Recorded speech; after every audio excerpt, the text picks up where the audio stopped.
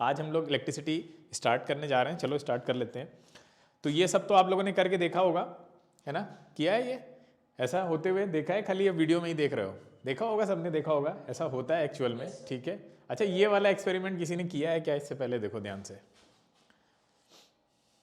ये ऐसे देखा होते हुए?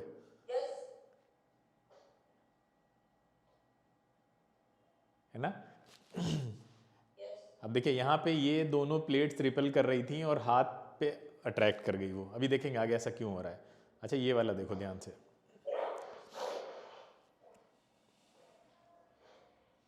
ये वाला तो ज़रूर किया होगा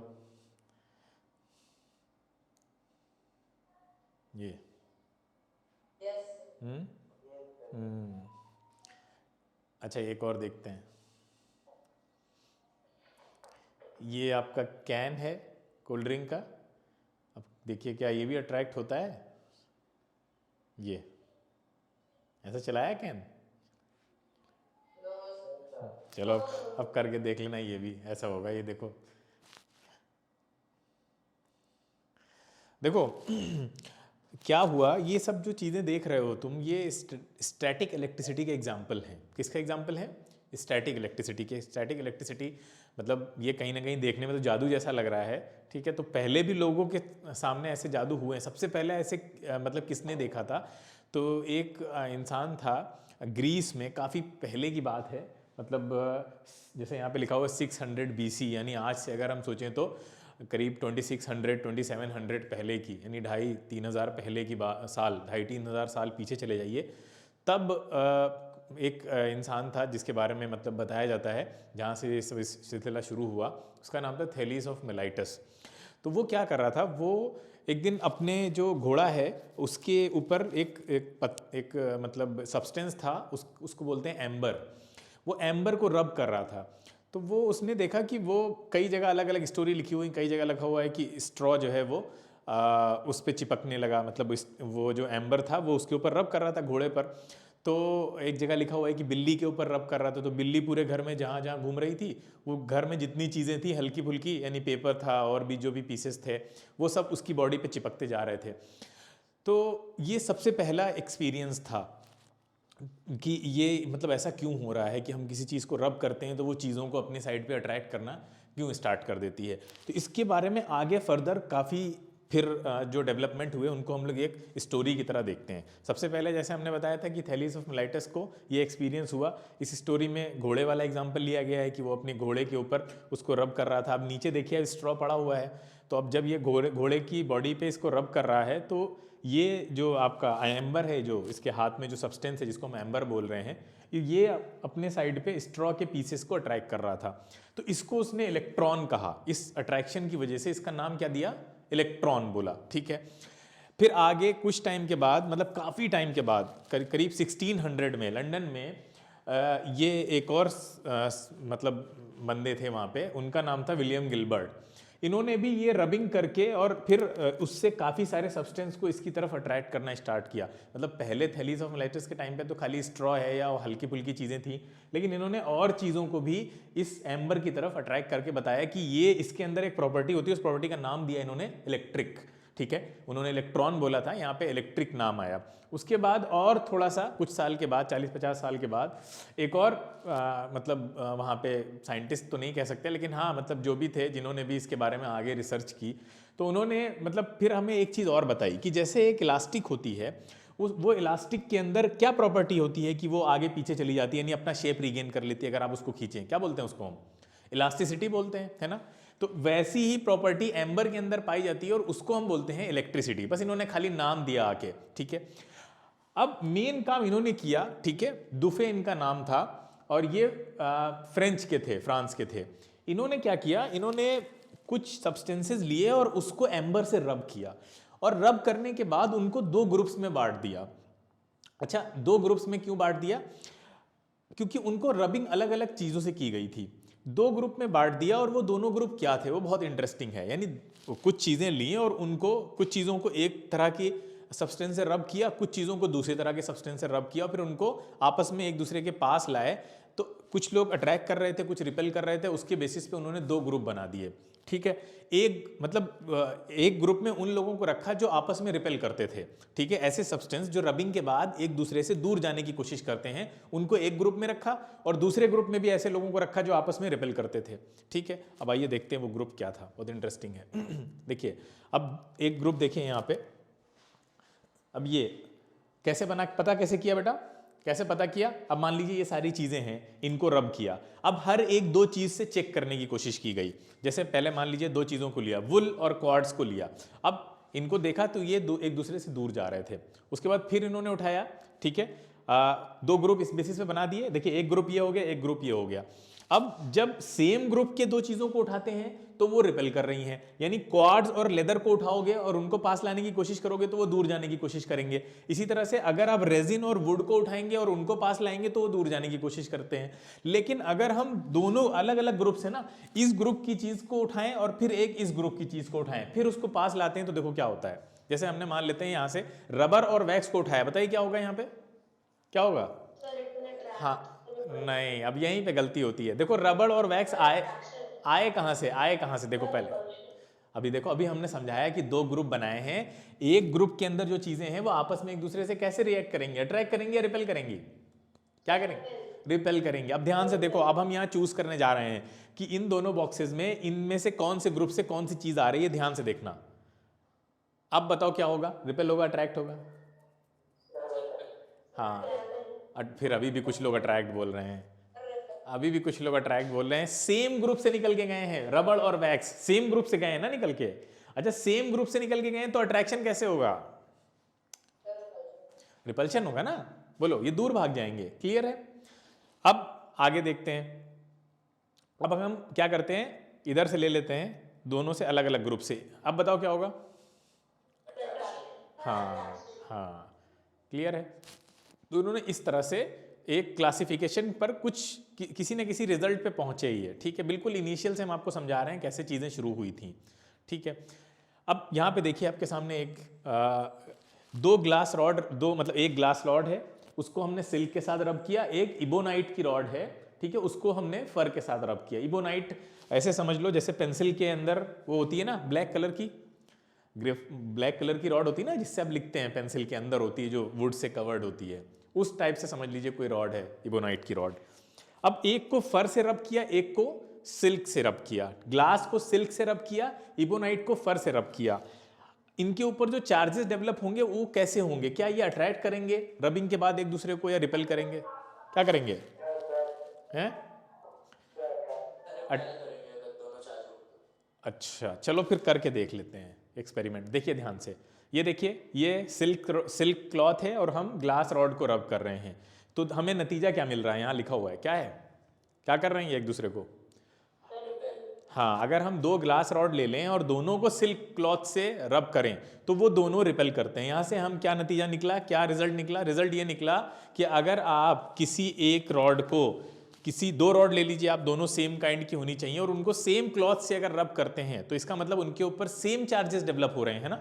बोलो, ये तो पढ़ा है ना कि सेम चार्जेस क्या करते हैं? रिपेल करते हैं। लाइक चार्जेस रिपेल करते हैं और अपोजिट चार्जेस क्या करते हैं? अट्रैक्ट करते हैं। तो अगर हम वाइसी वर्सा बोलें कि दो चीजें आपस में अट्रैक्ट कर रही हैं तो इसका मतलब कि उनके ऊपर अपोजिट चार्ज होगा, या दो चीजें आपस में रिपेल कर रही हैं तो इसका मतलब उनके ऊपर कैसा चार्ज होगा? सेम चार्ज होगा। हाँ, तो यहां पे इसका मतलब ये दोनों ग्लास रॉड पर इस सिल्क ने कैसा चार्ज डेवलप कर दिया? सेम चार्ज डेवलप कर दिया, ठीक है। आगे चलते हैं। अब हमने एबोनाइट रॉड ले लिया। एबोनाइट रॉड को हमने सिल्क से रब नहीं किया, फर से रब किया है। दो रॉड्स हैं, दोनों को फर से रब किया। इनका भी रिजल्ट क्या निकलना है? वही है, रूल तो वही रहेगा, है ना? यहाँ पे भी रिपल्शन होने वाला है क्योंकि आप सेम क्लॉथ से रब कर रहे हो, दोनों रॉड भी सेम है, तो आपको वहां पे रिपल्शन ही मिलेगा, यानी सेम चार्जेस डेवलप होंगे। अब हम एक और फिनोमिना करते हैं। हम क्या करते हैं कि ग्लास रॉड को सिल्क से रब करते हैं, लेकिन इबोनाइट को हम फर से करते हैं। अब हम पहले क्या कर रहे थे? दो इबोनाइट को पास में ला रहे थे, या दो ग्लास को ला रहे थे पास में। अब हम क्या करेंगे? एक ग्लास और इबोनाइट को पास में लाएंगे तो क्या होगा? अब क्या होने? हाँ, ये दोनों ने अट्रैक्ट किया तो ये एक्सपेरिमेंट हो रहा है। अभी हम एक्सपेरिमेंट कर रहे हैं और एक्सपेरिमेंट से पता लगा रहे हैं कि इनके ऊपर सिमिलर चार्जेस होंगे या अपोजिट चार्जेस होंगे। तो अगर वो रिपेल कर रहे थे पहले वाले केसेस में तो उनके ऊपर हमने ये रिजल्ट निकाला कि ये इनके ऊपर सेम चार्जेस डेवलप हुए होंगे। अब यहाँ पे हमने देखा कि जब दोनों अलग अलग तरह की रॉड्स को हम पास में लाए, एक को सिल्क से हमने रब किया था और दूसरी को फर से रब किया था, तो वो दोनों अट्रैक्ट करना स्टार्ट कर रहे हैं। इसका मतलब इनके ऊपर अपोजिट चार्जेस डेवलप हुए होंगे। क्लियर है? बताइए। तो इसका मतलब हमने ये जो एक्सपेरिमेंट किया उससे क्या रिजल्ट निकाला कि लाइक चार्जेस रिपेल करते हैं और अनलाइक चार्जेस अट्रैक्ट करते हैं। ये बिल्कुल इनिशियल फेज में कैसे चीजें डेवलप हुई होंगी वो आपको यहाँ पे समझाया जा रहा है स्टैटिक इलेक्ट्रिसिटी में। ठीक है, स्टैटिक इलेक्ट्रिसिटी काफ़ी आगे तक जाएगी, आप बहुत डिटेल में भी इसको पढ़ने वाले हैं। 12th तक ये आपका पीछा नहीं छोड़ेगी। 12th में आपको स्टैटिक इलेक्ट्रिसिटी में अच्छा खासा पढ़ना है। इलेक्ट्रोस्टैटिक्स के नाम से पूरा चैप्टर अलग है आपका, तो इसको इसलिए बहुत अच्छे से समझना नीचे से बहुत ज़रूरी है, क्योंकि आगे तक आपको ये काम आने वाली है अंडरस्टैंडिंग। ठीक है, तो इसको बहुत ध्यान से समझिए। तो हमने यहाँ से पता लगाया कि लाइक चार्जेस रिपेल करते हैं, अनलाइक चार्जेस अट्रैक्ट करते हैं। अगर आपसे कोई पूछे कि आपने ये कैसे पता लगाया, तो आप क्या आंसर करेंगे? आपने कैसे पता लगाया कि अनलाइक चार्जेस अट्रैक्ट करते हैं और लाइक चार्जेस रिपेल करते हैं? तो इसका क्या आंसर दोगे अगर कोई पूछ लेता है तो? बोलो, सब सन्नाटा हो गया। अरे अभी हमने बताया, क्या आंसर करेंगे? एक्सपेरिमेंटली, वन वर्ड बोलो, एक्सपेरिमेंटली। कैसे पता किया?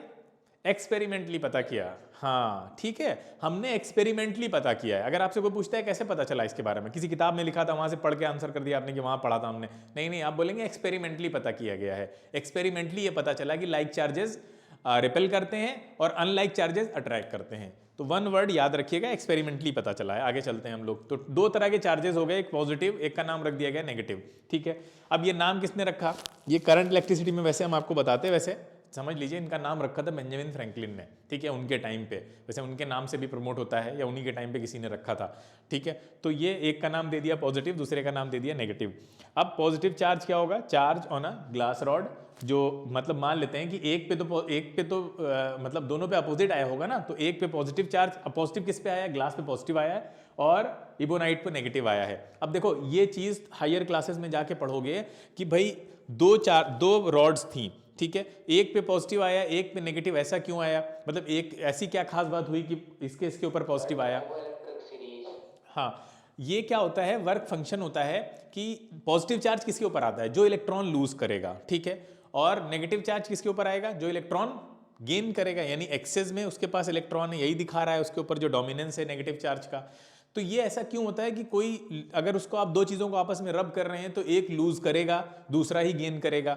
एक पर्टिकुलर कुछ सब्सटेंस के साथ ऐसा क्यों हो रहा है? तो वो वर्क फंक्शन होता है हर एक का अलग अलग, जिसको आप आगे हायर क्लासेस में पढ़ेंगे कि ऐसा क्यों होता है। आगे चलते हैं हम लोग। तो लाइक चार्जेस, यानी दो लाइक चार्जेस रिपेल करेंगे और अनलाइक चार्जेस अट्रैक्ट करेंगे। ठीक है, ये हमने यहाँ पे इतना देख लिया। अब हम लोग आगे चलते हैं।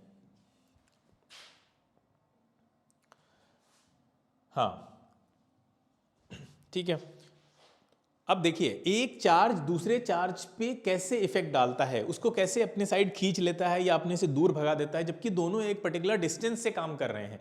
मतलब फोर्स लगाने के लिए हम जानते हैं कि टचिंग होना जरूरी है। अब तक हम लोग जो समझते थे कि फोर्स लगाने के लिए आप जाकर आपको पुश करना पड़ेगा या उस ऑब्जेक्ट को पुल करना पड़ेगा, है ना, मतलब आपको लिटरली उसको टच करना पड़ेगा। लेकिन यहाँ पे तो बगैर टचिंग के सारा काम हो रहा है। तो बगैर टचिंग के हो रहा है, तो बीच में कौन है जो उनकी हेल्प कर रहा है? कौन है जो कॉज बन रहा है उसका? हाँ, तो अब देखो उसको ऐसे समझते हैं बहुत अच्छी तरह से। ये देखिए, जैसे पानी के अंदर आपने एक सब्सटेंस को डाला, अब इसको यहां से हिलाओगे तो वो भी हिलने लगेगा ना। बोलो, देखो हिल भी रहा है।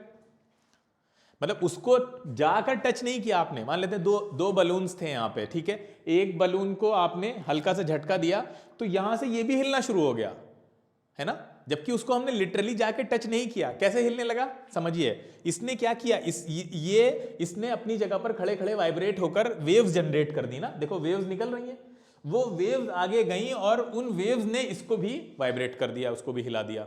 तो लिटरली यहां पे कोई टचिंग नहीं हो रही है, फिर भी ये इतना दूर से इसके ऊपर फोर्स लगा रहा है। यही चीज चार्जेस में फील्ड करती है। ठीक है, यानी चार्जेस के चारों तरफ क्या होता है, एक एरिया ऑफ इन्फ्लुएंस बन जाता है। जैसे कि मान लेते हैं ये एक चार्ज है, ठीक है, और चार्ज का मतलब ये होता है कि उसके ऊपर या तो पॉजिटिव साइन होगा या तो नेगेटिव साइंस होगा। मतलब ये है कि उसके पास या तो इलेक्ट्रॉन की कमी होगी या इलेक्ट्रॉन ज़्यादा होंगे। अभी हम आगे देखेंगे कि ये कैसे होता है।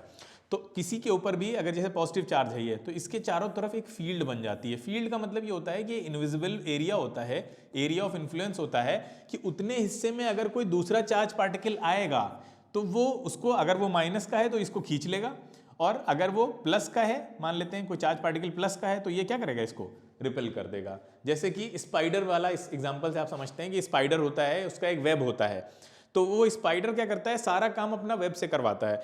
कोई पार्टिकल बाहर से आया, वो उसमें फंस गया जाल में, उसने वेब को ऑर्डर किया, ले आओ इसको। अब अगर वो उसके काम का है तो वो उसको ले आएगा, और अगर उसके काम का नहीं है तो वो उससे बोलेगा इसको दूर फेंक दो। तो देखो अट्रैक्शन और रिपल्शन यहाँ पे भी हो रहा है ना।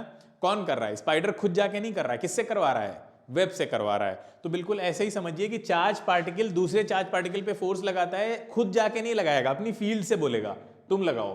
तो दोनों ही चार्ज पार्टिकल की फील्ड होती है, वो दोनों आपस में इंटरेक्ट करती हैं। तो अगर वो सेम लाइक चार्जेस होते हैं तो वो एक रिपेल हो जाते हैं, और अगर अनलाइक चार्जेस होते हैं तो वो अट्रैक्ट हो जाते हैं। क्लियर है। तो ये काम कौन करता है, फील्ड करती है। फोर्स कौन लगाता है, एक चार्ज के ऊपर, एक चार्ज से दूसरे चार्ज पे जो फोर्स लग रहा है वो कौन लगा रहा है, फील्ड लगा रही है। तो उस फोर्स को भी फील्ड फोर्स बोला जाता है, इसे याद रखिएगा। ठीक है, ये जो फील्ड लगाती हैं फोर्सेस, उनको फील्ड फोर्स भी बोला जाता है। अब अगर इलेक्ट्रिक फील्ड की आपको वैल्यू निकालनी हो, वो फोर्स होता कैसा है, यहाँ पे स्टैटिक इलेक्ट्रिसिटी के केस में वो फोर्स कैसा होगा, इलेक्ट्रोस्टैटिक फोर्स बोलते हैं उसको हम। ठीक है, स्टैटिक चार्जेस हैं, रुके हुए हैं, मूव नहीं कर रहे हैं, तो वो जब एक दूसरे पे फोर्स लगा रहे हैं तो उस फोर्स का नाम रख दिया गया इलेक्ट्रोस्टैटिक फोर्स। ठीक है, तो वो फोर्स की अगर आप वैल्यू निकालना चाहते हैं तो कैसे निकलेगा, आप बताइए। इलेक्ट्रिक फील्ड और उस फोर्स में क्या रिलेशन है, और चार्ज में, इन तीनों में एक रिलेशन होता है कि इलेक्ट्रिक फील्ड की अगर आप वैल्यू निकालना चाहते हैं तो वो उस फोर्स पे डिपेंड करेगी जो उन दोनों चार्जेस के बीच में लग रहा होगा। फोर्स लगा कौन रहा है, कौन लगा रहा है, फोर्स कौन लगा रहा है, अरे फोर्स कौन लगा रहा है, अभी इतना एक्सप्लेन किया, फिर कौन लगा रहा है फोर्स, फील्ड लगा रही है, बिल्कुल फील्ड फोर्स लगा रही है। तो जो फील्ड है वो कितना फोर्स लगा रही है चार्ज पर, तो वो फोर्स की वैल्यू ऊपर लिखेंगे आप F, और डिवाइडेड बाई वो चार्ज जिस पे वो फोर्स लगा रही है। तो वो इलेक्ट्रिक फील्ड की वैल्यू ऐसे आती है, E = F/Q। ठीक है, तो इतना ध्यान रखना है हमें कि जो फील्ड क्या होती है हमने समझाया आपको, और वो फील्ड एक दूसरे चार्जेस पे जो फोर्स लगाती हैं उस फोर्स को बोलते हैं इलेक्ट्रोस्टैटिक फोर्स। अगर कहीं पे कुछ समझ में ना आए तो आप दोबारा रुक कर पूछ सकते हैं, फिर से एक्सप्लेन कर देंगे। ठीक है, देखिए अब फील्ड लाइंस के बारे में कुछ समझ लेते हैं कि भाई हर एक चार्ज की अपनी कुछ फील्ड लाइंस होती हैं, अगर हम उसको ड्रॉ करें तो वो कैसी दिखेंगी हमको। वैसे तो फील्ड इनविजिबल होती है, दिखती नहीं है, लेकिन मान लीजिए अगर हम उसको ड्रॉ करना चाहते हैं, ठीक है, तो वो कैसा, उसका स्ट्रक्चर कैसा बनता है, तो उसका कुछ स्ट्रक्चर समझा गया है, बनाया गया है। तो उसको समझने के लिए ऐसे समझिए, देखिए जो पॉजिटिव चार्ज होता है उसकी फील्ड लाइंस आउटवर्ड होती हैं, बाहर की तरफ निकलती हुई दिखेंगी, यानी उससे दूर जा रही होंगी।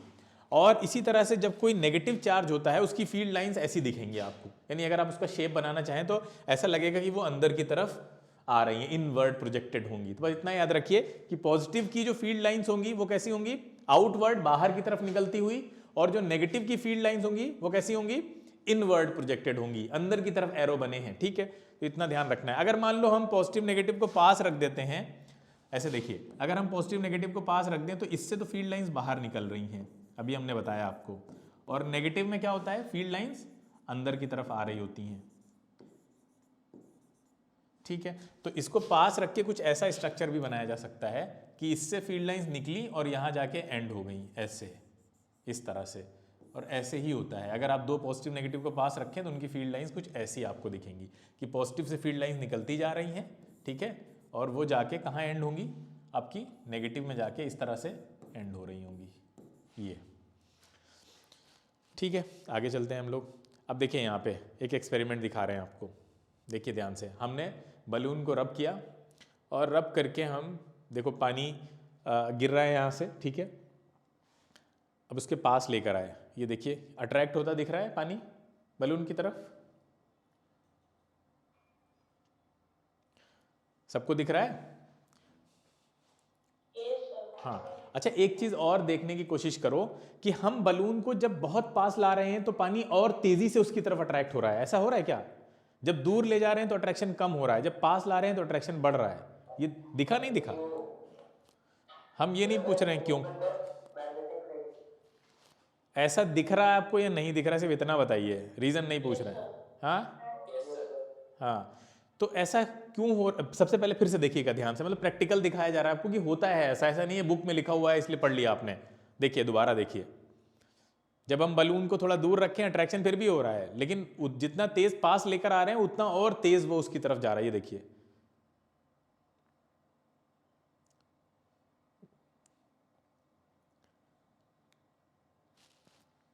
तो इसका मतलब ये है बेटा कि इलेक्ट्रोस्टैटिक फोर्स किस पे डिपेंड करता है? डिस्टेंस पे डिपेंड करता है। हाँ, यानी दो चार्जेस के बीच की डिस्टेंस पे डिपेंड करेगा। एक चार्ज ये रखा है, मान लेते हैं एक चार्ज ये रखा है, ठीक है। अब इसके बीच में डिस्टेंस है d। इसी तरह से हमने इन चार्जेस के बीच की डिस्टेंस को बढ़ा दिया, मान लेते हैं 2d कर दिया, तो इलेक्ट्रोस्टैटिक फोर्स कम हो जाएगा सेकेंड केस, है ना। आपने डिस्टेंस बढ़ा दिया, अगर आप डिस्टेंस बढ़ाएंगे तो इलेक्ट्रोस्टैटिक फोर्स की स्ट्रेंथ कम हो जाएगी, ठीक है। तो डिस्टेंस के कैसे डायरेक्टली रिलेटेड है या इन्वर्सली रिलेटेड है, बताओ? हाँ, इन्वर्सली, मतलब अगर एक चीज को, वो भी स्क्वायर के इन्वर्सली रिलेटेड होता है, इस तरह से याद रखिएगा, ये ऐसे, ठीक है। तो ये डिस्टेंस अगर आप बढ़ाते हैं तो क्या होगा, फोर्स आपका कम होता चला जाएगा उसी रेशियो में, ठीक है। एक और बहुत इंपॉर्टेंट देखिए ध्यान से एक्सपेरिमेंट, सभी बच्चे ध्यान से देखें इसको। ये देखिए, हमने एक बॉटल के ऊपर स्ट्रॉ रख दी है, ठीक है। इस स्ट्रॉ को हमने चार्ज नहीं किया है, हम अपने हाथ को चार्ज करके इसके पास ला रहे हैं। देखो ये हाथ की तरफ अट्रैक्ट होती दिख रही है क्या? ये देखिए, दिख रही है? हाथ को हम इसकी तरफ, हमने स्ट्रॉ को चार्ज नहीं किया है, हमने हाथ को चार्ज किया है सिर्फ। और वहां पे भी तो देखा था आपने, पानी को हमने तो चार्ज किया नहीं था, है ना। यहां पे भी देखिए ध्यान से इसको, स्ट्रॉ को हमने चार्ज नहीं किया है, फिर भी वो अट्रैक्ट हो रही है खाली हाथ को चार्ज करने से। अब देखिए, हम स्पून को एक चार्ज करके इसके पास लाते हैं, देखिए स्पून से भी अट्रैक्ट हो रही है। ये देखिए, ये देख पा रहे हैं? दोबारा दिखाएं?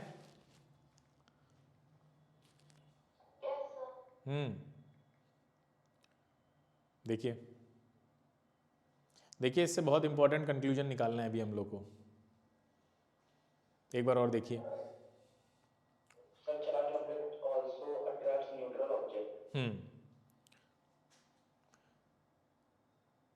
ये न्यूट्रल है, जो स्ट्रॉ है हमने हाथ को चार्ज किया है, फिर भी ये उसकी साइड पे अट्रैक्ट हो रही है। इसी तरह हमने स्पून को चार्ज किया था। तो ये हमें क्या दिखा रहा है, ठीक है। सबसे पहली चीज़ कि इलेक्ट्रोस्टैटिक फोर्स एक नॉन कॉन्टैक्ट फोर्स है, ठीक है, बगैर छुए अट्रैक्ट हो रहा था। बोलो, ऐसा ही हो रहा था? इसमें छूने की जरूरत नहीं होती है। इलेक्ट्रोस्टैटिक फोर्स चार्ज्ड और अनचार्ज्ड दोनों तरह के फोर्सेस में काम, दोनों तरह के ऑब्जेक्ट्स में काम करता है ना। बोलो, इलेक्ट्रोस्टैटिक फोर्स आपका दो ऑब्जेक्ट्स अगर चार्ज हैं तो काम करेगा ही करेगा, अगर एक चार्ज है और एक अनचार्ज है फिर भी करेगा। बोलो, इतनी बात समझ में आई नहीं आई? हाँ। अब एक इंपॉर्टेंट चीज आती है कि अगर आप पता करना चाहते हैं, क्या पता करना चाहते हैं कि ऑब्जेक्ट्स आपस में चार्ज हैं या नहीं है, दो ऑब्जेक्ट्स, तो पता करने का बेस्ट मेथड क्या है, रिपल्शन या अट्रैक्शन? जैसे कि देखो, दो ऑब्जेक्ट्स हैं आपके पास ए एंड बी, आप ये पता करना चाहते हैं दोनों चार्ज्ड हैं या नहीं है, दोनों के ऊपर आप चार्ज पता करना चाहते हैं सपोज करिए। तो आप अगर, एक तरीका तो ये है कि दोनों को अट्रैक्ट, अगर दोनों अट्रैक्ट कर रहे हैं तो क्या दोनों के ऊपर चार्ज है क्या? बताओ। सर्टेनिटी के साथ नहीं कह सकते, हो सकता है, ऐसे बोलो ना, हो सकता है ना। हाँ, मे और मे नॉट बी, सर्टेनिटी के साथ नहीं बोल सकते हैं कि दोनों पे चार्ज होगा। क्यों नहीं बोल सकते हैं? उसका रीजन ये है कि अगर मान लो ए पे चार्ज है और बी न्यूट्रल है, फिर भी इनके बीच में अट्रैक्शन होगा या नहीं होगा? बोलो। यस, होगा, बिल्कुल होगा। अभी हमने पीछे देखा था स्ट्रॉ वाले केस में, है ना, हम स्ट्रॉ को चार्ज नहीं कर रहे थे, हमने सिर्फ हाथ को चार्ज किया, स्पून को चार्ज किया था। पानी वाले केस में भी हमने देखा था। तो अट्रैक्शन के लिए दोनों का चार्ज होना जरूरी नहीं है, एक चार्ज होगा तब भी काम चल जाएगा। तो इसका मतलब अट्रैक्शन के थ्रू आप चेक करने जाएंगे तो उसमें गलती भी हो सकती है। अच्छा, रिपल्शन में क्या होगा? अगर आपको रिपल कराना है दो को, तो इसका मतलब या तो इनके ऊपर पॉजिटिव चार्ज होना चाहिए और या तो दोनों के ऊपर कैसा होना चाहिए, नेगेटिव चार्ज होना चाहिए। क्या कोई और कंडीशन पॉसिबल है रिपल्शन की? क्या कोई और कंडीशन भी पॉसिबल है जिससे ये रिपेल कर जाए इसके अलावा? नहीं पॉसिबल है, बिल्कुल सही बात है। यानी दोनों के ऊपर सेम चार्ज होना पड़ेगा। तो अगर आप ये पता करना चाहते हैं कि दो ऑब्जेक्ट्स के ऊपर, दोनों के ऊपर चार्ज है या नहीं है, तो आपसे पूछा जाए कि दोनों में से कौन सा बेस्ट मेथड है, अट्रैक्शन वाला या रिपल्शन वाला, तो आप कहेंगे रिपल्शन वाला, क्योंकि अट्रैक्शन में पॉसिबिलिटी है कि वो न्यूट्रल भी हो सकता है। इतनी बात सब बच्चों को क्लियर है? बताइए।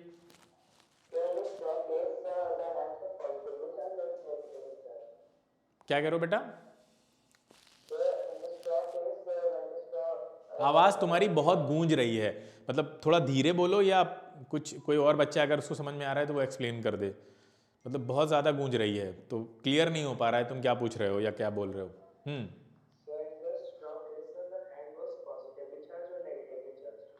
स्ट्रॉ? नहीं नहीं, वो अभी हम लोग नेचर ऑफ चार्ज हम अभी नहीं देख रहे हैं ना, स्टेप बाय स्टेप आगे चलेंगे ना। अभी हमें इलेक्ट्रोस्कोप भी देखना है, ठीक है, इलेक्ट्रो कंडक्शन इंडक्शन सारा मेथड देखना है, तो वहां हम देखेंगे नेचर ऑफ चार्ज के बारे में। अभी हम ये नहीं देख रहे हैं कि वो नेचर ऑफ चार्ज कैसे पता करते हैं कि वो पॉजिटिवली चार्ज था या नेगेटिवली चार्ज था। अभी हम सिर्फ किस पे काम कर रहे हैं? अट्रैक्शन रिपल्शन पे काम कर रहे हैं। क्लियर है? नेचर ऑफ चार्ज जब अभी आगे देखेंगे तब वहां से क्लियर होगा कि अच्छा हाँ कौन सा चार्ज उसके ऊपर एक्वायर हो रहा था। क्लियर है? देखिए ध्यान से वही वापस चलते हैं उसी एग्जाम्पल पे। अभी हमने देखा था हेयर बलून और कैन वाला, ठीक है, क्या था उसमें?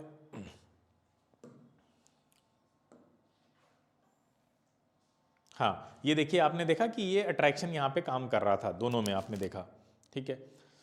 और ये पेपर वाला वीडियो भी आपने देखा था, ठीक है। पेपर में क्या हो रहा था कि आप रबिंग करके उसको पेपर्स के पास ला रहे थे, तो वो पेपर इसको अपनी साइड अट्रैक्ट कर रहे थे, ठीक है। अब देखिए ये कैसे होता है, चार्जेस डेवलप कैसे होते हैं उसको अच्छे से समझते हैं। ये आपके सामने क्या है, क्या बना हुआ है? एटम है, बिल्कुल सही। ये एटम का स्ट्रक्चर है, बीच में आपका न्यूक्लियस है जो कि पॉजिटिवली चार्ज होगा प्रोटॉन की वजह से, न्यूट्रॉन पे कोई चार्ज नहीं होगा। और इसके चारों तरफ जो रिवॉल्व कर रहे हैं वो क्या है? इलेक्ट्रॉन है जो रिवॉल्व कर रहे हैं। हाँ बिल्कुल। अब देखिए ध्यान से, यूनिट क्या होती है चार्ज की, जिसमें हम चार्ज को मेजर करते हैं? कूलम होती है, ठीक है। कूलम में अब एक इलेक्ट्रॉन के ऊपर कितना चार्ज होता है? -1.6 इंटू 10⁻⁻19 कूलम। अच्छा, एक प्रोटॉन पे कितना चार्ज होता है? सेम चार्ज होता है, बस साइन बदल जाता है। बोलो इतना क्लियर है ना सबको? ये सब तो याद होगा। अच्छा, जितने भी एटम पाए जाते हैं वो अगर न्यूट्रल हैं तो इसका मतलब क्या है कि उनमें number of electron number of proton बराबर होंगे। न्यूट्रल होने का मतलब ये है कि जितने इलेक्ट्रॉन है उतने ही प्रोटॉन है, तो दोनों एक दूसरे के इफेक्ट को कैंसिल आउट कर देते हैं, ठीक है। तो equal number of proton, equal number of positive charges cancel out equal number of negative charges, ठीक है। दोनों एक दूसरे के चार्जेस को कैंसिल आउट कर देते हैं, इसलिए वो न्यूट्रल रहते हैं। आगे चलते हैं हम लोग। तो इसका मतलब ओवरऑल जो एटम है वो इलेक्ट्रिकली न्यूट्रल होता है। हम सब एटम से मिलकर बने हैं, तो एटम इलेक्ट्रिकली वैसे न्यूट्रल रहता है, ठीक है, नॉर्मली। यानी उसमें जितने इलेक्ट्रॉन है उतने ही प्रोटॉन उसके चारों तरफ रिवॉल्व करते रहते हैं। अब देखिए यहाँ पे ध्यान से, ये एक एटम है, ठीक है, जिसमें नॉर्मली इलेक्ट्रॉन उसके ऊपर रिवॉल्व कर रहे हैं। अब देखिए बीच में क्या है? न्यूक्लियस, जैसे हमने बताया, और ये सब इलेक्ट्रॉन क्या है? अब देखिए न्यूक्लियस ही मजबूर कर रहा है ना इलेक्ट्रॉन को उसके चारों तरफ घूमने के लिए। कौन से फोर्स से? न्यूक्लियस एक फोर्स लगा रहा है ना, बाइंडिंग एनर्जी से अपना बाइंड किए हुए उसको बांधे हुए है। तो सबसे ज्यादा जो फोर्स होगा, आपको बताया था ना, डिस्टेंस जैसे जैसे बढ़ती है फोर्स वीक हो जाता है, तो सबसे स्ट्रॉन्ग फोर्स तो यहां पे ही होगा, बोलो, क्योंकि डिस्टेंस कम है, बोलो। अच्छा, यहां पे और दूर हो जाएंगे तो ये और दूरी बढ़ गई है ना, तो यहां डिस्टेंस और बढ़ गई तो फोर्स थोड़ा सा वीक हो गया कंपैरेटिवली। अच्छा, लास्ट में देखते हैं यहां पे जो इलेक्ट्रॉन होगा, या ये वाला देख लो, इस इलेक्ट्रॉन की डिस्टेंस सबसे ज्यादा है, तो यहां सबसे ज्यादा वीकेस्ट फोर्स होगा ना इसके साथ में। तो ये जो सबसे लास्ट वाली शेल होती है वो न्यूक्लियस से दूर होती है ज्यादा, इसलिए वहां के जो इलेक्ट्रॉन होते हैं उनके बारे में कहा जाएगा ये लूजली हेल्ड हैं, यानी उतना स्ट्रांगली हेल्ड नहीं है, ठीक है। They are not so strongly held by the nucleus as the other electrons. Clear? जैसे बाकी इलेक्ट्रॉन्स हैं जो वो करीब है ना, वहां से डिस्टेंस जो कम है, तो डिस्टेंस अगर कम होगी तो फोर्स बढ़ जाएगा। तो ये लूजली हेल्ड हैं। इनको आउटर मोस्ट शेल के इलेक्ट्रॉन को वैलेंस इलेक्ट्रॉन भी बोला जाता है, या इस शेल को वैलेंस शेल भी बोला जाता है, आपने केमिस्ट्री में पढ़ा होगा, ठीक है। अब देखिए ये कैसे, मतलब निकल कैसे जाते हैं। अब जब दो ऑब्जेक्ट्स को आपस में रब कराया जाएगा, सपोज करिए कोई भी दो ऑब्जेक्ट्स हम यहाँ पे ले लेते हैं, कोई दो ऑब्जेक्ट ले लिया आपने, ए ले लिया, ठीक है। अब ये ए है, ये एटम होगा इसका, ये बी है, ठीक है। अब आपने जब इनको रब कराया आपस में, इनके बीच में जब रबिंग होगी तो सब दोनों आपस में, दोनों के सरफेस आपस में टकराएंगे, तो जो आउटर मोस्ट शेल के इलेक्ट्रॉन होते हैं वो एक से निकल के दूसरे पे चले जाएंगे। तो मान लेते हैं ए का इलेक्ट्रॉन निकल के बी पे चला गया। अब अभी हमने बताया था नॉर्मल स्टेट में क्या होता है, एक एटम में number of electron number of proton के बराबर होते हैं, बोला था, वो न्यूट्रल होता है। तो अब अगर मान लो ये पहले तो सब न्यूट्रल थे, लेकिन आपने इनको रब कराया, रब कराने की वजह से एक इलेक्ट्रॉन इसका निकल के यहां से यहां चला गया, ए से बी पे चला गया, तो अब ये न्यूट्रल तो रहा नहीं, इसके पास एक इलेक्ट्रॉन कम हो गया, ए के पास, बोलो, ए के पास एक इलेक्ट्रॉन कम हो गया। तो एक इलेक्ट्रॉन कम हो गया, इसका मतलब प्रोटॉन ज्यादा हो गया एक, बोलो यही हुआ ना। पहले मान लो इसके पास 10 इलेक्ट्रॉन थे, 10 प्रोटॉन थे, इनके पास भी 10 इलेक्ट्रॉन थे और 10 प्रोटॉन थे। अब इनके पास से एक यहाँ से यहाँ चला गया, तो एक चला गया, तो इसका मतलब इनके पास कितने बचे, अब 9 इलेक्ट्रॉन बचे और प्रोटॉन 10 हो गए, तो एक प्रोटॉन ज्यादा है। अब वो अपना डोमिनेंस दिखाएगा, ठीक है, वो यहाँ पे पॉजिटिव चार्ज आ जाएगा इसके ऊपर, एक वो दिखा रहा है कि एक प्रोटॉन इसके पास ज्यादा है। अब इनके पास एक इलेक्ट्रॉन एक्स्ट्रा हो गया, इसका मतलब 10 की जगह कितने हो गए, 11 इलेक्ट्रॉन हो गए और 10 ही प्रोटॉन है अभी। तो बी के ऊपर अपना डोमिनेंस कौन दिखाएगा, इलेक्ट्रॉन दिखाएगा, क्योंकि वो ज्यादा हो गया है वहां पे, तो वो यहाँ पे नेगेटिव चार्ज आ जाएगा। नेगेटिव चार्ज इस बात का सिंबल है कि इलेक्ट्रॉन ज्यादा है प्रोटॉन से। क्लियर है? तो ऐसे इनके ऊपर चार्जेस डेवलप हो जाते हैं, और यही जो चार्जेस होते हैं जो ये इसी के ऊपर इसी एटम के ऊपर रुके रहते हैं, इनको बोलते हैं स्टैटिक। स्टैटिक रहते हैं, मूव करते नहीं है, तो इसी इलेक्ट्रिसिटी को बोला जाता है स्टैटिक इलेक्ट्रिसिटी। ये चार्जेस का डेवलप हो जाना और फिर वो उसी के ऊपर रुका रहता है चार्ज। तो ये ऐसे चार्जेस का ट्रांसफर होता है, ठीक है। और अब यही दोनों, पहले ये दोनों न्यूट्रल थे, ए और बी दोनों न्यूट्रल थे, ठीक है। अब इनके बीच में कोई फोर्स ही नहीं था, पहले न्यूट्रल थे, एक दूसरे से कोई मतलब ही नहीं था। अब जब इनको रब कराया गया तो एक के ऊपर पॉजिटिव आ गया, एक के ऊपर नेगेटिव आ गया। अब इनके बीच में आप अट्रैक्शन फोर्स देख सकते हैं। अब वही दोनों फिर से अट्रैक्ट करना स्टार्ट कर देंगे। अब उनके बीच में फोर्स लगना शुरू हो जाएगा, जिसको भी हमने पीछे पढ़ा, क्या बोलते हैं उस फोर्स को, इलेक्ट्रोस्टैटिक फोर्स, है ना। वो फोर्स कौन लगाएगा बेटा, जो इनके चारों तरफ जो फील्ड बनेगी वही तो लगाएगी। भाई इस पॉजिटिव से बाहर की तरफ ऐसे फील्ड निकल रही होगी, और नेगेटिव में क्या बताया था हमने, अंदर की तरफ आ रही होंगी फील्ड लाइंस। तो ये दोनों फील्ड्स आपस में इंटरेक्ट करेंगे, एक दूसरे पे फोर्स लगाएंगे, उस फोर्स का नाम है इलेक्ट्रोस्टैटिक फोर्स। उसकी वजह से ये दोनों में अट्रैक्शन क्रिएट हो जाएगा, वो पास आ जाएंगे। क्लियर है? इतनी बात समझ में आई सबको? बताइए। और इसी यही क्या रिपीट कर दें बेटा, क्या रिपीट करना, क्या बताया हमने, तो बहुत कुछ बताया है अभी, मतलब क्या क्या रिपीट कर दें, हमने जो कुछ बताया था सब रिपीट कर दीजिए आप, हैं। ये अच्छा है, आप रिकॉर्डिंग देख लेना दोबारा, पूरी रिकॉर्डिंग अभी तुम लोग को मिल जाएगी, ठीक है। तो जहां से भी छूटा था वहां से दोबारा देख लेना। हाँ कुछ पर्टिकुलर, हाँ इलेक्ट्रोस्टैटिक फोर्स की डेफिनेशन ये है कि दो चार्ज्ड बॉडीज के बीच में लगने वाला फोर्स, और वो कैसे लगता है ये भी हमने बताया कि हर एक चार्ज अपने चारों तरफ फील्ड बना लेता है, इनविजिबल फील्ड, ठीक है, जो दिखती नहीं है, वो उसके लिए काम करती है। जैसे पॉजिटिव चार्ज है तो पॉजिटिव चार्ज के ऊपर ऐसे फील्ड बनी होती हैं, एरो बाहर की तरफ निकली हुई, ये इसकी फील्ड है। और नेगेटिव चार्ज पे जो फील्ड बनती है उसमें एरो उसकी साइड पे अंदर की तरफ इनवर्ड प्रोजेक्टेड रहती हैं। अब ये दोनों फील्ड आपस में इंटरेक्ट करेंगी, नेगेटिव और पॉजिटिव की, तो एक दूसरे पे फोर्स लगाएंगी। उसी फोर्स का नाम क्या है, उसी फोर्स का क्या नाम है बेटा, इलेक्ट्रोस्टैटिक फोर्स। और क्यों है ये नाम, ये भी हमने बताया था आपको। ये इसलिए है क्योंकि दोनों स्टैटिक चार्जेस हैं। ए के ऊपर भी जो चार्ज है वो स्टैटिक है, रुका हुआ है, कहीं जा नहीं रहा है। बी के ऊपर भी जो चार्ज है वो रुका हुआ है, कहीं नहीं जा रहा है। तो स्टैटिक चार्जेस के बीच में जो फोर्स लगता है उसको हम बोलते हैं इलेक्ट्रोस्टैटिक फोर्स, और इस फिनोमिना को बोलते हैं स्टैटिक इलेक्ट्रिसिटी। चार्जेस का डेवलप हो जाना और उसकी वजह से एक दूसरे पे फोर्स लगाना। तो चार्जेस का डेवलप हो जाना स्टैटिक इलेक्ट्रिसिटी, उनके बीच जो फोर्स लग रहा है इलेक्ट्रोस्टैटिक फोर्स। बहुत सिंपल है, रिलेट करके समझो। क्लियर है? बात समझ में आ रही है? अभी भी डाउट है तो पूछ सकते हो, फिर से समझाते हैं। बोलो आ गया? ठीक है, आगे चलते हैं। तो ये देखिए वही जो भी हम बता रहे थे, कैसे इलेक्ट्रॉन जाते हैं। समझो ए और बी दो एटम लिए थे हमने, तो वो इलेक्ट्रॉन कैसे गया, ऐसे गया, समझ लो। दोनों को रब कराया तो एक का इलेक्ट्रॉन इधर निकल के चला गया। अब जब इलेक्ट्रॉन चला गया तो देखो यहाँ इलेक्ट्रॉन कम हो गए और यहाँ इलेक्ट्रॉन बढ़ गए, तो ये पॉजिटिव चार्ज हो गया, क्योंकि प्रोटॉन बढ़ जाएंगे ऑटोमेटिकली। प्रोटॉन तो कहीं नहीं जाएंगे ना, वो तो न्यूक्लियस में ही रहेंगे। अब इलेक्ट्रॉन कम हुआ तो पॉजिटिव चार्ज आ जाता है। ध्यान रखना, पॉजिटिव चार्ज इलेक्ट्रॉन की कमी को दिखाता है, मूव हमेशा इलेक्ट्रॉन ही करेगा। अब पॉजिटिव चार्ज आया तो इसका मतलब ये नहीं कि प्रोटॉन ज्यादा आ गए बाहर से कहीं से, नहीं नहीं, इलेक्ट्रॉन कम हो गए तो ऑटोमेटिकली प्रोटॉन ज्यादा हो जाएंगे, ठीक है। और अगर कहीं नेगेटिव चार्ज आ गया है तो वो तो कॉमन सी बात है कि इलेक्ट्रॉन आया है बाहर से, तो नेगेटिव चार्ज का डोमिनेंस बढ़ गया है, यानी ओवरऑल नेगेटिव चार्ज बढ़ गया, क्योंकि प्रोटॉन तो कांस्टेंट है, वो तो रहने ही है उतने। क्लियर है? चलें आगे। बताइए बेटा, डाउट है तो पूछ सकते हैं, अदरवाइज हम लोग आगे चलते हैं। हाँ, अब ये जो इलेक्ट्रिसिटी है हमने बताया ना कि रबिंग के थ्रू जो चार्जेस डेवलप हो जाते हैं ऑब्जेक्ट्स में, रबिंग के थ्रू ऑब्जेक्ट्स में जो चार्जेस डेवलप हो जाते हैं, उस फिनोमेना को क्या बोला जाता है, अभी बताया था हमने आपको। उसको हम स्टैटिक इलेक्ट्रिसिटी बोलते हैं, या फ्रिक्शन के थ्रू, रबिंग के थ्रू जो इलेक्ट्रिसिटी डेवलप होती है उसका एक और नाम है, क्या नाम है, ट्राइबो इलेक्ट्रिसिटी। क्या बोलते हैं? Tribo electricity. देखो स्टैटिक इलेक्ट्रिसिटी में जरूरी नहीं है कि रबिंग से ही चार्ज डेवलप हो, अभी हम देखेंगे इंडक्शन से भी चार्ज डेवलप हो जाता है, बगैर टच किए भी चार्ज डेवलप हो जाएगा दो ऑब्जेक्ट्स के बीच में, ठीक है। तो वो तो स्टैटिक इलेक्ट्रिसिटी में तो बस इतना ध्यान रखना है कि चार्जेस मूव ना कर रहे हो, तो वो स्टैटिक इलेक्ट्रिसिटी कहलाएगा।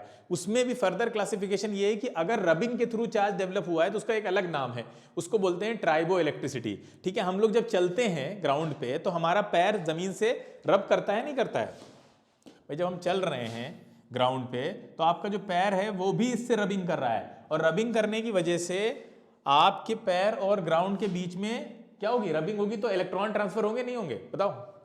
अरे बिल्कुल होंगे। तो इलेक्ट्रॉन ट्रांसफर होंगे तो हो सकता है किसी जिससे इलेक्ट्रॉन निकल के जाएंगे उसके ऊपर क्या जाएगा, पॉजिटिव चार्ज। मान लीजिए आपके पैर से इलेक्ट्रॉन नीचे चले गए तो पैर के ऊपर आ जाएगा पॉजिटिव चार्ज, क्योंकि कमी हो गई इलेक्ट्रॉन की। और ग्राउंड पे कैसा चार्ज आएगा बताओ, ग्राउंड पे इलेक्ट्रॉन ज्यादा हो जाएंगे, नेगेटिव चार्ज। अब ये जो आपका पैर है और जो ये ग्राउंड है, उन दोनों के बीच में अट्रैक्शन फोर्स काम करेगा इलेक्ट्रोस्टैटिक वाला या नहीं करेगा, बताओ। अरे करेगा ना, हाँ। अब जब आप पैर रखते हैं ना ग्राउंड पे, तो पैर रखने के साथ ये फ्रिक्शन की वजह से दोनों के ऊपर चार्जेस डेवलप हो जाते हैं और दोनों के बीच में इलेक्ट्रोस्टैटिक फोर्स काम करता है, अट्रैक्शन फोर्स। उस फोर्स की वजह से आपका पैर ग्राउंड पे चिपक जाता है, ठहर जाता है, ठीक है। और फिर आपने पीछे की तरफ ग्राउंड को मारा था तो वो आके पैर को चिपका लिया ग्राउंड ने। अब आप उसी पे बेस करते हुए फिर दूसरा पैर ऐसे आगे बढ़ाते हैं। अगर ये चीज ना होती तो आप चल नहीं पाते, अगर ये फ्रिक्शन से चार्जेस डेवलप ना हो पाते तो वो इलेक्ट्रोस्टैटिक फोर्स काम नहीं करता और आपका पैर ग्राउंड पे चिपक नहीं पाता, और फिर आप उस पे बेस करके दूसरा पैर आगे रख ही नहीं पाते। और ऐसा हो जाता है कब, जब ये फ्रिक्शन ना हो, क्योंकि फ्रिक्शन की वजह से हुआ है ना रबिंग से। अभी मान लीजिए आपके पैर और ग्राउंड के बीच में कुछ ऐसा सब्सटेंस आ जाए जो बहुत चिकना हो, जो फ्रिक्शन को अवॉइड कर दे, मान लीजिए केले का छिलका आ गया। अब अगर केले का छिलका आ जाएगा आपके पैर और ग्राउंड के बीच में तो क्या होगा बताओ, यहाँ पे ये चार्जेस डेवलप होंगे क्या, नहीं होंगे। हाँ, अब ये चार्जेस डेवलप नहीं होंगे तो क्या होने वाला है, अब आप गिरेंगे। अब आपने पैर रखा पीछे, सपोज करो आपने पैर रखा और पैर को होल्ड करने के लिए जमीन पे इलेक्ट्रोस्टैटिक फोर्स तो लग नहीं रहा क्योंकि रबिंग हुई नहीं है। अब पैर तो होल्ड होगा नहीं, पैर कहां चलता चला जाएगा बोलो, पीछे। अब पैर पीछे होता है ना, फिसलते कैसे हैं हम लोग, हमने जमीन पे पैर रखा, केले के छिलके पे पैर पड़ गया, अब पैर रुका ही नहीं वहां पे, पैर पीछे चला गया। अब जब पैर पीछे चला जाएगा तो आपकी बॉडी कहां जाएगी, आगे जाएगी, तभी तो हम गिरते हैं भाई। बॉडी आपकी पूरी क्या हो जाती है, ऐसे आगे चली जाती है, पैर पीछे चला गया, तो ऐसे ही आप फिसलते हैं। क्लियर है, इतनी बात सबको समझ में आ रही है या नहीं, बताओ। Yes sir. हाँ, तो ये आप गिरते इसीलिए हैं क्योंकि वहां पे अगर आप आपसे पूछता है कोई, इतना एग्जाम्पल है इसके इलेक्ट्रोस्टैटिक फोर्स के कि आप चलते हैं उसी फोर्स की वजह से। अगर वो फोर्स नहीं होता तो आपका ग्राउंड पे आपका जो पैर है वो जमीन होल्ड नहीं कर पाती। क्लियर है। और यहाँ पे एक्शन रिएक्शन भी काम करता है, लॉज ऑफ मोशन में आप पढ़ेंगे वैसे, कि आप ग्राउंड के ऊपर फोर्स लगाते हैं, एक्शन आप कर रहे हैं और आप उसको पीछे की तरफ धक्का दे रहे हैं, यानी एक्शन फोर्स हो रहा है आपका। अब ग्राउंड आपके ऊपर वापस से रिएक्शन फोर्स लगाएगी, वो आपको आगे की तरफ पुश करेगी, तो अब उसी वजह से फिर हम आगे की तरफ पैर दूसरा रखते हैं, तो वहां पे एक्शन रिएक्शन भी काम करता है और ये आपका इलेक्ट्रोस्टैटिक फोर्स भी काम करता है, ठीक है। तो ये फ्रिक्शनल फोर्स के बारे में अगर आपसे कोई पूछे, एक और नॉलेज की बात सुन लो, अगर आपसे कोई पूछे बताओ फ्रिक्शनल फोर्स का नेचर क्या होता है, फ्रिक्शन से होता क्या है, तो आप जानते हैं फ्रिक्शनल फोर्स का नेचर क्या होता है, इलेक्ट्रोस्टैटिक। देखो फ्रिक्शन से क्या होता है, जब कभी भी दो बॉडीज रब करेंगी तो उनके बीच में चार्जेस ट्रांसफर हो जाएंगे, और चार्जेस ट्रांसफर होंगे तो एक बॉडी पे इलेक्ट्रॉन की कमी हो जाएगी, वो पॉजिटिवली चार्ज हो जाएगी, दूसरी नेगेटिवली चार्ज हो जाएगी, तो वो दोनों के बीच में इलेक्ट्रोस्टैटिक फोर्स लगना स्टार्ट हो जाएगा। तो फ्रिक्शन जो है वो ओरिजिनली कैसा फोर्स है, इलेक्ट्रोस्टैटिक फोर्स है। क्लियर है, बोलो, इतनी बात याद रखना, ठीक है। अच्छी बात है ये, अगर कोई पूछेगा तो आप बता सकते हैं, वैसे हायर क्लासेस में बताया जाता है, लेकिन आप तो यहीं पे समझ गए अच्छा खासा, तो आपको बताया जा सकता है कि ये ऐसा होता है। आगे चलते हैं हम लोग। तो हमने समझ लिया आपका material become electrically charge after they come into frictive contact with a different material. ऐसी इलेक्ट्रिसिटी को ट्राइबो इलेक्ट्रिसिटी भी बोलते हैं, जो फ्रिक्शन के थ्रू डेवलप होती है। अब एक बहुत इंपॉर्टेंट चीज समझने जा रहे हैं, कंजर्वेशन ऑफ चार्ज क्या होता है। देखिए यहाँ पे आपके सामने कुछ बॉल्स बनी हुई हैं, देखिए ध्यान से। ब्लू बॉल कितनी है दोनों में, यहाँ पे 5 आपकी ब्लू बॉल है, रेड बॉल भी 5 है ना, रेड बॉल भी आपकी 5 है और ब्लू बॉल भी आपकी 5 है, ठीक है। 5 आपकी ब्लू बॉल है और यही चीज़ वहाँ पे भी है। अब देखिए यहाँ पे रेड बॉल को हम मान लेते हैं नेगेटिव चार्ज और ब्लू बॉल को मान लेते हैं पॉजिटिव चार्ज। क्लियर है। अब देखिएगा ध्यान से, हम लोग क्या पढ़ने वाले हैं। टोटल बॉल कितनी हुई बेटा, टोटल बॉल कितनी है, दोनों में काउंट करके बताइए। नहीं नहीं, टोटल दोनों पूरे सिस्टम को ले लेते हैं। 20 हैं, ध्यान रखना, टोटल बॉल 20 हैं। अब देखिए कुछ बॉल्स को हमने उधर से इधर ले आए, ठीक है, ट्रांसफ़र कर रहे हैं हम बॉल्स का। अब बताइए टोटल बॉल कितनी है?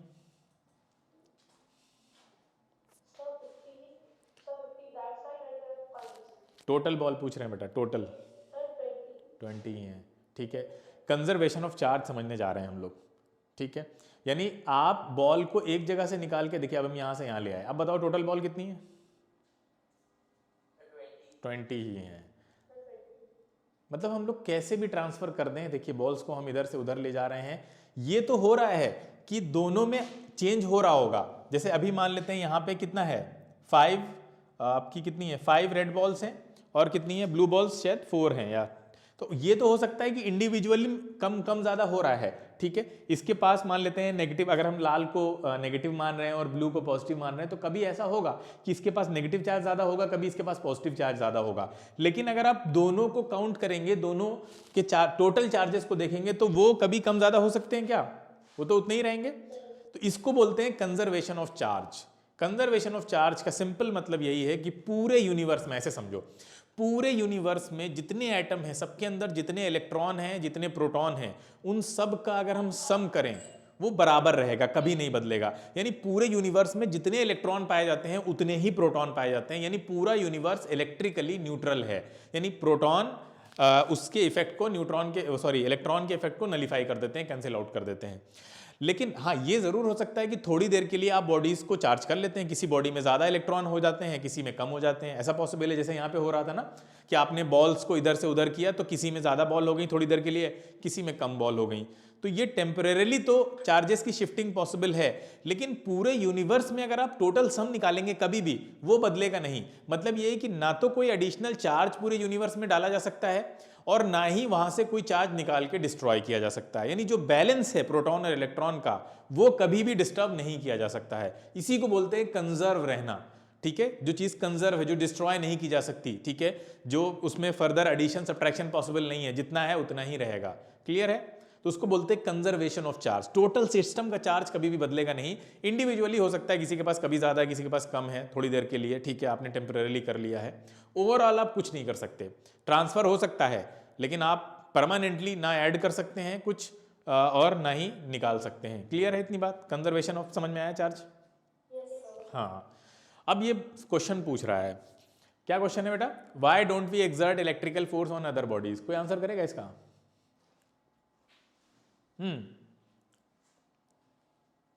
एनीवन? चलो अच्छा, ऑप्शन दे देते हैं। पहला ऑप्शन है वी कैरी नो चार्ज, दूसरा ऑप्शन है we carry charges but in such a way that they cancel out each others effect. अब तो दो ऑप्शन दे दिए, कौन सा? वी कैरी नो चार्ज, एक आंसर आया कि वी कैरी नो चार्ज। देखो ध्यान से देखो, दो ऑप्शन थे, दो ऑप्शन में बेटर ऑप्शन कौन सा लग रहा है? वी कैरी नो चार्ज, ये बेटर ऑप्शन है। अगर बी नहीं दिया होता तब तो अच्छा था, ठीक है, हम बोल देते कि हम नेट चार्ज की बात कर रहे हैं कि नेट चार्ज नहीं है हमारे पास। लेकिन बी ऑप्शन तो है ना, वो एलेबरेट करके बता रहा है, फिर भी बोल रहे हो we carry no charge. Charge के बगैर हम कहाँ रह सकते हैं? वहां ऐसा तो नहीं बोल रहा है ना we carry no net charge, net charge नहीं लिखा हुआ है वहां पे, तो हमारे पास चार्ज होता है बेटा। चार्ज नहीं होगा तो आपके पास मास कहाँ से आएगा? इलेक्ट्रॉन का मास, प्रोटॉन का मास, इसी को तो एडअप करते करते करते पूरी बॉडी का मास निकल के आता है। कहाँ से आया मास आपके पास? अगर हमारे पास कोई चार्ज नहीं तो हमारे पास कोई मास नहीं है। हाँ, नेट चार्ज की बात नहीं हो रही है यहाँ पे, नेट चार्ज लिखा भी नहीं है। क्वेश्चन को ध्यान से पढ़ो, ये इसी तरह के ट्रिकी क्वेश्चन होते हैं, ओलंपियाड में पूछ लिए जाते हैं, ठीक है। ये भी वहीं का एक क्वेश्चन है, पूछा हुआ है ओलंपियाड का क्वेश्चन, ऐसे पूछ लिया। अब आप गलत कराएंगे, कितने बच्चे बोल रहे हैं वी कैरी नो चार्ज, जबकि सेकंड ऑप्शन कितना अच्छे से बता रहा है कि हमारे पास चार्ज होता है, लेकिन वो इस तरह से होता है कि वो प्रोटॉन इलेक्ट्रॉन दोनों एक दूसरे के इफेक्ट को नलीफाई कर देते हैं। तो अभी भी आप समझ में आ गया? क्लियर है? चलें आगे। अच्छा ये बताओ, ये ऑप्शन हो सकता है क्या, थर्ड वाला भी?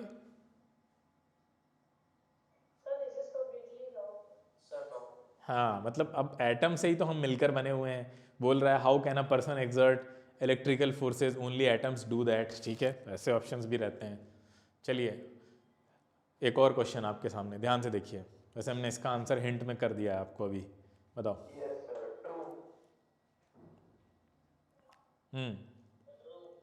ट्रू। अच्छा, अगर यहाँ पे लिखा होता, अब बताओ।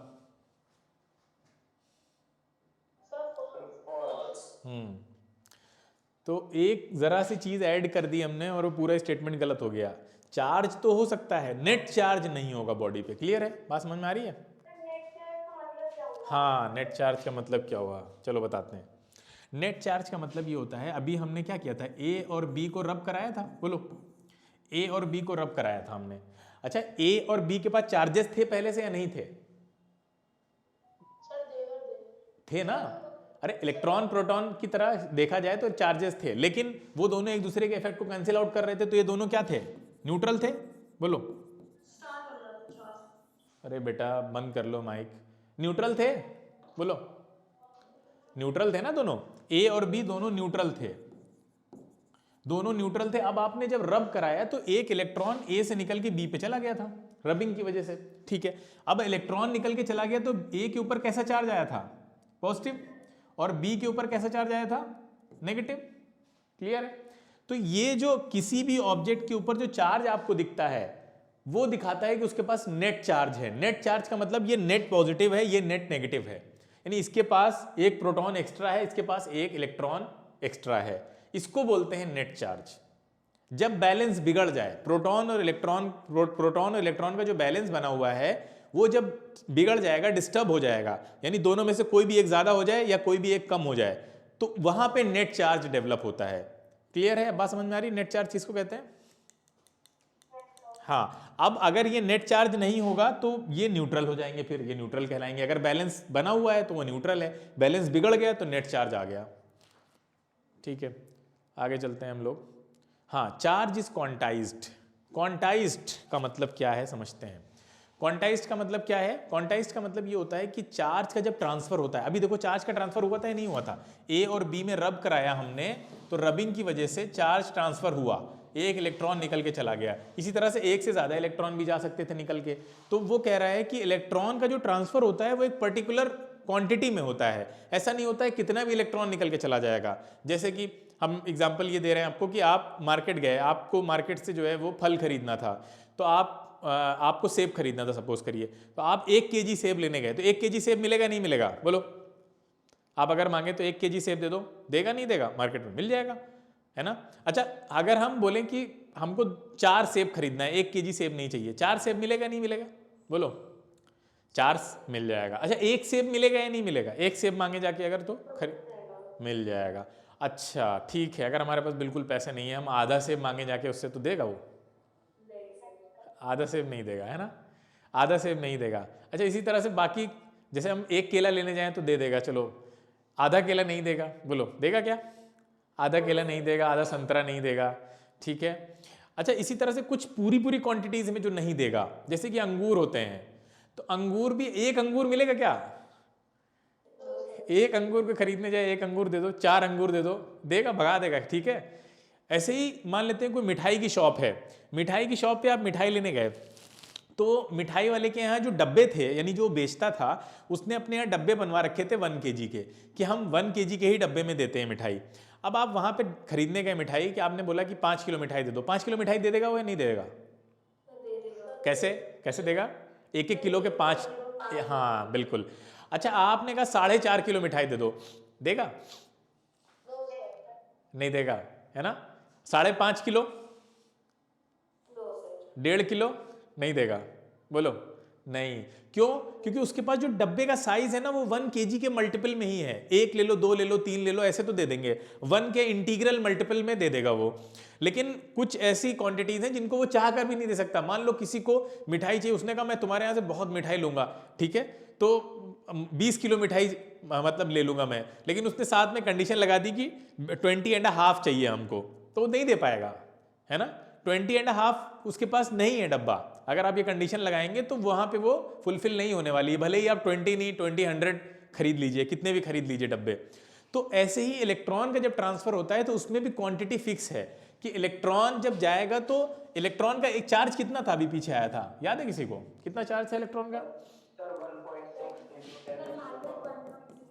हाँ ठीक है ठीक है ठीक है, ये इलेक्ट्रॉन का चार्ज है। तो जब कभी भी दो बॉडीज के बीच में रबिंग हो रही है, जैसे डी है एक बॉडी, एक सी है, अब इनके बीच में आपने खूब रबिंग कराई, तो इनके ऊपर जो इलेक्ट्रॉन ट्रांसफर होंगे ना, वो या तो ई, अब ई से इलेक्ट्रॉन के चार्ज को हम ई भी लिखते हैं, तो या वो ई होगा, यानी ई का मतलब ये है कि इतना होगा 1.6, या तो ये 2e हो सकता है, या 3e हो सकता है, या 4e हो सकता है। यानी आप इसको 1 से मल्टीप्लाई करिए, 2 से करिए, 3 से करिए, वो सारे चार्जेस का ट्रांसफर पॉसिबल है, इंटीग्रल मल्टीपल का ट्रांसफर पॉसिबल है। जैसे हमने डब्बे का एग्जांपल दिया था ना, 1 kg, 2 kg, 3 kg, उसके इंटीग्रल मल्टीपल का जो ट्रांसफर है वो पॉसिबल है।